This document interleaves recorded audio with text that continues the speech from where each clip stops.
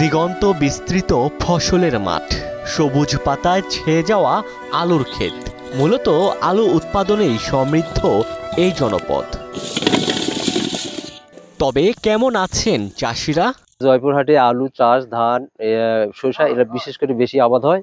তারপরে আমরা ন্যায্য মূল্যে তো এগুলো পাই না। এই যে আলুর দাম কম, হ্যাঁ, ধানের দাম কম, সারের দাম দ্বিগুণ, তাহলে আমরা কৃষকরা কি করে চলবো?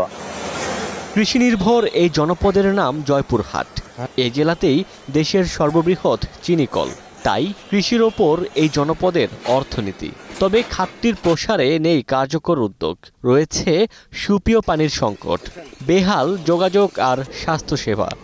জয়পুরহাটের বৃহৎ ভারী শিল্প প্রতিষ্ঠান হচ্ছে সুগার মিল। এই সুগার মিল দীর্ঘদিন যাবৎ কোনো সংস্কার হয়নি। আমরা চাই জয়পুরহাটে যে নেতৃত্বে আসুক, জয়পুরহাট সুগার মিলে নিয়ে কাজ করবে। জয়পুরহাট 250 শয্য হসপিটাল, যেটি 250 শয্য কার্যকর নয়। এখানে জনবল নাই, ভালো চিকিৎসা হয় না, ডক্টর কম।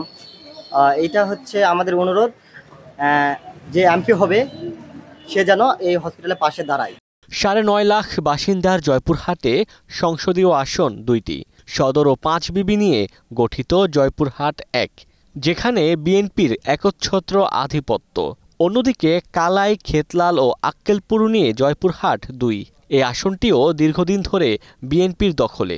যে কোনো এমপি হোক আর মন্ত্রী হোক, যে কোনো যেটাই আসুক, রাস্তাঘাট আমরা চাই।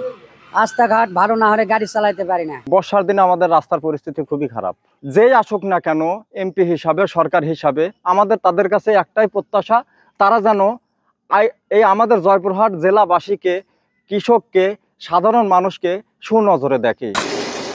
স্বাধীনতার এত বছরেও কাঙ্ক্ষিত উন্নয়নের ছোঁয়া লাগেনি সম্ভাবনাময় এ জেলায়। কয়লা, চুনাপাথরের মতো মূল্যবান খনিজ সম্পদে সমৃদ্ধ জয়পুরহাটে পরিকল্পিত উন্নয়নের অপেক্ষায় এখানকার ভোটাররা। Omar Faruk, Star news.